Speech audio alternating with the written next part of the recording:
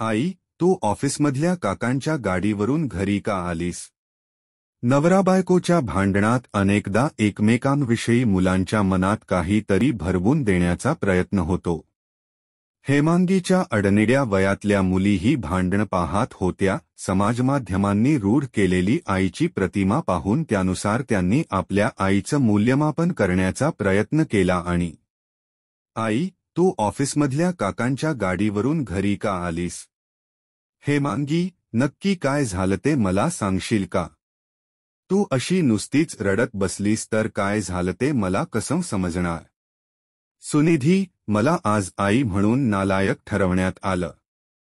इतके दिवस माझा नवरा मला दूषण द्यायचा, मी संसारात कशी कमी पडते ते ऐकवायचा. पण दुसऱ्याला नाव ठेवून मीच कसा चांगला हे सत्य सिद्ध करण्याचा त्याचा स्वभावच आहे म्हणून मी दुर्लक्ष करत राहिले. मात्र आज माझ्या मुलींनी माझ्यावर वाटेल ते आरोप केले. ते मला सहन होत नाहीये. अगं, मुलींचं बोलणं एवढं काय मनावर घेतेस? मनाला लागेल असं बोलल्या त्या. मी त्यांच्यासाठी एवढं केलं, पण त्याची त्यांना किंमत नाहीये. मी माझ्या ऑफिसमधल्या एका सहकायाबरोबर त्याच्या गाडीवरून घरी आले. हे बघून माझ्या नव्यानं माझ्यावर संशय घेतला. माझ्या दोन्ही मुलींनी मला पाठिंबा तर दिला नाहीच, पण बाबांचं बरोबरच आहे असं म्हणून एक प्रकारे माझ्या चारित्र्यावर आरोप केले. हे एका आईसाठी अत्यंत लाजिरवाणं आहे. म्हणजे नव्याच्या मते मी बायको म्हणून यशस्वी होऊ शकले नाही आणि मुलींच्या दृष्टिकोनातून आई म्हणूनही मी हरले. मला वाटतं की संपवून टाकावं हे आयुष्य. हेमांगी, काहीतरीच काय बोलतेस? अगं, मुलींचा काहीतरी गैरसमज झाला असेल. तू समजून घे आणि त्यांच्याशी एकदा बोलून तर बघ. माझ्या मुलीही स्वार्थी आहेत ग. मला त्यांच्याशी अजिबात बोलायचं नाहीये. तू सांग, त्या माझ्याशी असं का वागल्या असतील? मुलींवर असा राग धरण्यात काहीच अर्थ नाही. तुम्हा दोघा पती-पत्नींमध्ये नेहमीच वाद होतात. याचा परिणाम तुमच्या मुलींवर झालेला आहे. तुमची भांडणं त्यांच्यासमोर होतात. तुम्ही दोघं एकमेकांच्या चारित्र्यावर वारंवार सतत आरोप करत राहता. एकमेकांना सोडून देण्याची, घटस्फोटाची भाषा करता.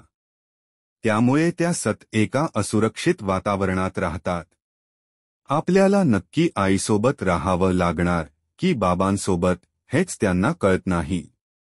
तुम्ही दोघंही एकमेकांबद्दल कधीच चांगलं बोलत नाही. तुमची आई किती वाईट आहे, ती कशी वागते याबाबद्दल तो मुलींना सांगत राहतो आणि तुमचे बाबा माझ्याशी किती वाईट वागतात असं तू सांगत राहते.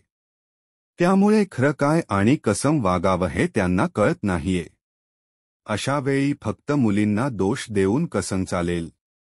ते सगळं खरंय ग, पण त्यांनी माझ्या चारित्र्याबद्दल असा विचार करणं मला योग्य वाटलं नाही.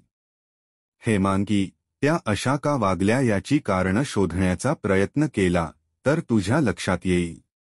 हे बघ, अपेक्षा आणि वास्तविकता यांमध्ये फरक असेल तर मनामध्ये निराशा उत्पन्न होते आणि त्याच्या प्रतिक्रिया अशा प्रकारे होऊ शकतात. बऱ्याच वेळा मुलांच्या मनात समाजमाध्यमातून दाखवल्या गेलेल्या आईची प्रतिमा असते, पण वास्तविकता तशी नसते. मग आपली आई अशी का? याबद्दल त्यांच्या मनात राग, द्वेष निर्माण होऊ शकतो. बऱ्याच वेळा वयात येणाऱ्या मुलींना तर आईनं आपल्यापेक्षा छान दिसलेलंही आवडत नाही, जास्त फॅशन केलेली आवडत नाही, तिनं कोणत्याही विरुद्धलिंगी व्यक्तीशी हसून खेळून बोललेलं आवडत नाही.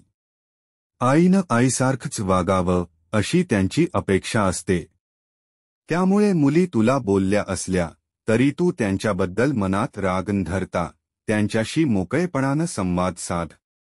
जोडीदाराला दोष न देता तुझी बाजू पटवून देण्याचा प्रयत्न कर. मुलींच्या आणि तुझ्या नात्यामध्ये अंतर येणार नाही यासाठी प्रयत्न करणं आवश्यक आहे. त्यामुळे मुलींच्या मनावर ताण निर्माण होणार नाही.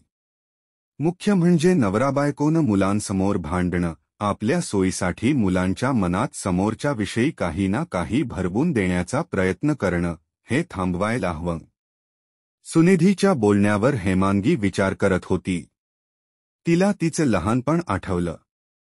त्यांच्या शेजारी राहणारे कधीतरी काका जेव्हा घरी यायचे आणि आईशी गप्पा मारायचे ते तिला अजिबात आवडायचं नाही. आई त्यांच्याशी का बोलते? त्यांना त्यांच्या घरी निघून जायला का सांगत नाही? असं तिला वाटायचं. त्या काकांचा तर राग यायचाच, पण त्यापेक्षा तिला आईचा राग जास्त यायचा. त्या वयात काहीही विचार मनात यायचे. अपेक्षा विरुद्ध वास्तव असं द्वंद्व मनात चालू असल्यामुळे मुली आपल्याशी तसं वागल्या असतील हे तिच्या लक्षात आलं.